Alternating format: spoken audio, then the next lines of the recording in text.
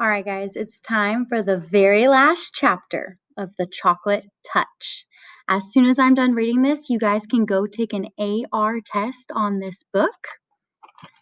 I will give you the quiz number right now so you guys can write it down. All you need to type in when you go to AR is the number 256, and it'll bring up the Chocolate Touch. This is an AR level 4.7, so if it's in your level or higher than your level, you can take it because a grown-up read it to you. So you can always take books that are higher than your level if somebody reads it to you. So let's finish up the Chocolate Touch, and I can't wait to see you guys taking your AR tests. Chapter 12. The front door was open, and John rushed into the living room where he had left his mother. She was not there now, but on the chair was a small, wet lace handkerchief. John ran to the dining room and onto the kitchen. As he came to the kitchen door, he heard the ring of silver against crockery. Then he saw a wonderful sight: his mother arranging things on the tray. He dashed into the kitchen and flung his arms around his mother's waist, sobbing and laughing with relief and joy. His mother was no longer a chocolate statue. There, said Mrs. Midas, stroking the hair from John's forehead. You've had a very disturbing day, dear, but in a few minutes we're all going to have supper and everything will be fine again. Goodness, I do believe I need some coffee myself. I felt so strange just then in the other room. I really don't know what came over me. The door from the garden opened and Mr. Midas came in.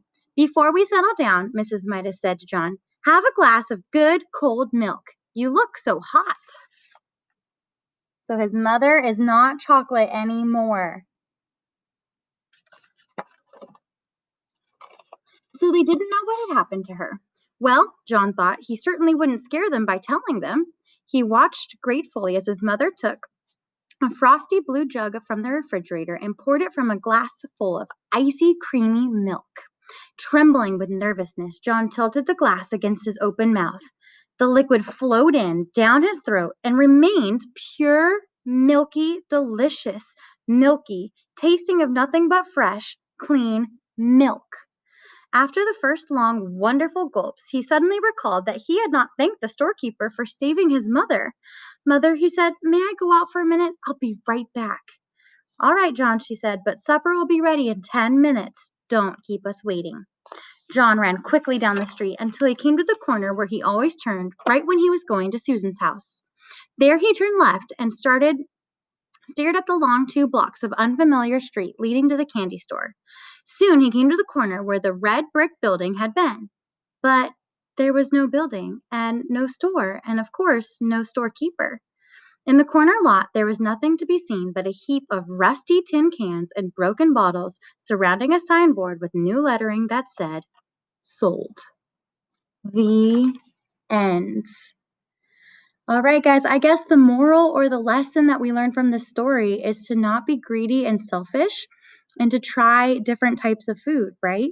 So John only wanted chocolate and that's all he would eat. And he was being very selfish and greedy. And so he pretty much got what he asked for, and everything he ate turned to chocolate. And he realized he probably doesn't need to wish for that anymore. Go take your AR test.